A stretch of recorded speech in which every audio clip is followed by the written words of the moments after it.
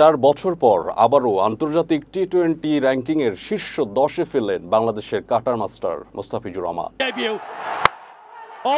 আইসিসির সর্বশেষ র্যাঙ্কিংয়ে পাকিস্তানের বিপক্ষে সিরিজের দুর্দান্ত পারফরম্যান্সের পুরস্কার হিসেবে 17 ধাপ লাভ দিয়ে মোস্তাফিজ এখন রয়েছেন 9ম স্থানে, ভারতের অর্শদীপ সিংয়ের সঙ্গে যৌথভাবে। দুজনের রেটিং পয়েন্ট 653। পাকিস্তানের বিপক্ষে প্রথম টি-20তে মাত্র 6 রানে 2 উইকেট আর দ্বিতীয় ম্যাচে 1 উইকেট, এই ধারাবাহিক পারফরম্যান্সেই ফিরলেন টপ 10-এ। 2021 সালের অক্টোবরের পর প্রথমবারের মতো এদিকে র্যাঙ্কিংয়ের উন্নতি হয়েছে আরও কয়েকজন বাংলাদেশি বোলারের।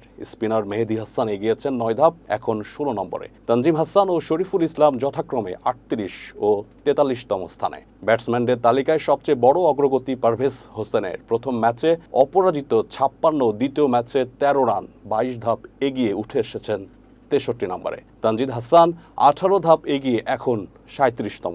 জাকের আলী 56তম আর হৃদয় রয়েছেন 40তম স্থানে। অলরাউন্ড পারফরম্যান্সের কারণে মেহেদী হাসান এগিয়েছেন 13 ধাপ, এখন অলরাউন্ডার র্যাঙ্কিংয়ের 35তম। তবে মেহেদী হাসান, মিরাজ ও রিশাদ হোসেনের অবনমন রয়েছে কয়েক ধাপ।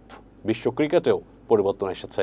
ওয়েস্ট ইন্ডিজের রোস্টন চেজ এখন অলরাউন্ডার র্যাঙ্কিংয়ের 2 নম্বরে, আর শীর্ষে রয়েছেন ভারতের হার্দিক পান্ডিয়া।